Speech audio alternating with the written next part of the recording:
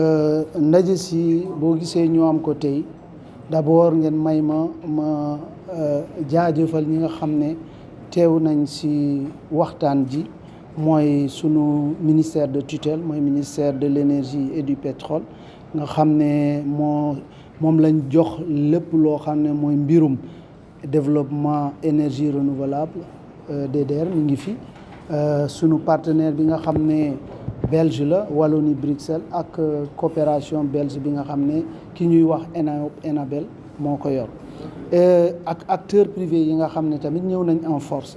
Alors boo déggee nag feuille de route maanaam yoon wi nga xam ne moom la ñu war a jaar pour li nga xam ne mooy li ñuy xaar ëllëg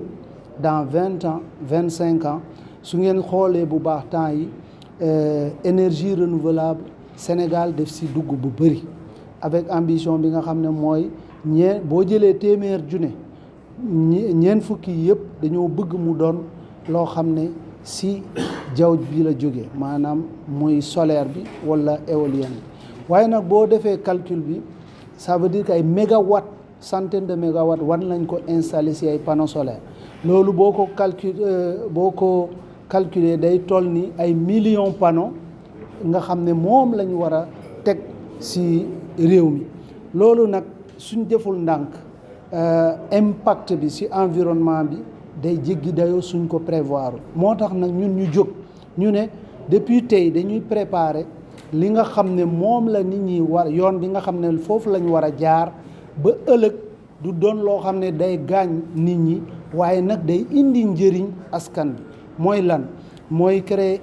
li nga xam ne mooy état bi lu mu war a def teg ay jéego ay règlement yoo xam ne ñëpp sart yoo xam ne ñëpp fa la ñu war a jaar acteurs privés yi jël seen alal dugal si accompagner pour ñoom tamit ñu njëriñu si waaye tamit askan bi jeunes yi ak employabilité bi ñu yokk ko parce que dañuy créer une filière nouvelle. xam nañu Sénégal jamono yi yéeneem mooy fexe ba Sénégal am 40% de renouvelable bu ñu waxee renouvelable mooy courant bi nga xam ni day jógee ci jaww ji mën na nekk jant bi mën na nekk ngelaw li te actuellement ñu xam ni ñun Sénégal ñoo ngi ci 29% de renouvelable te suñu yéene mooy d'ici 2030 ñu am 40%. et ku xam loolu ci loolu aussi pour ñu yëg si fa faaw ñu installer ay centrales yu bëree bëri te centrales yooyu bu ci am 10 jàpp 15 ba 20 ans day générer ay déchets te déchets yooyu aussi day jaar aussi Sénégal waajal ko bu nga xam ni bu ci yeggee Sénégal dina mën a taxawal loo xamante ni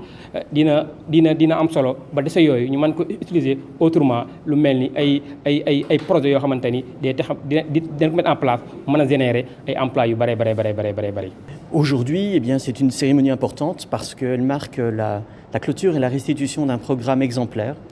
C'est un programme qui a été subsidié, supporté financièrement par la région Wallonne et mis en œuvre par Enabel, la coopération belge fédérale. En ce sens, c'est aussi un projet de coopération au sein de notre propre pays puisqu'il met en œuvre véritablement deux acteurs majeurs ici au Sénégal de coopération, à savoir Enabel et Wallonie-Bruxelles. Je m'en félicite. C'est une vraie réussite en ce sens. Il faut savoir que la Wallonie et la région Wallonne, donc en particulier, ont un programme ambitieux ici de soutien au Sénégal de ce qui est en matière d'air et de climat à travers l'agence Wallonne d'air et de climat,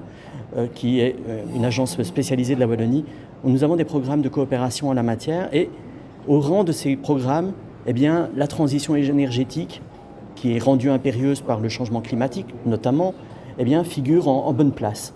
Et ici aujourd'hui, on s'est intéressé à l'après. Quand on met en place ces transitions énergétiques, quand on met en place ces 40% d'énergie renouvelable pour l'horizon 2030, comme l'a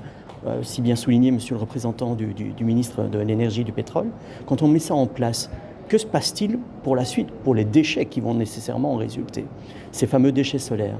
La vertu et la grande force de ce programme dont nous avons aujourd'hui la restitution, c'est qu'il anticipe cela. Il pense à la filière qui va devoir être mise en place pour le traitement de ces déchets.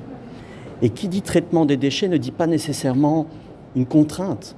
dit aussi une opportunité, parce que c'est une véritable filière économique qui peut également être créée à partir du traitement de ces déchets. Filière économique, création d'emplois et création finalement d'un nouveau secteur dans l'économie verte ici au Sénégal.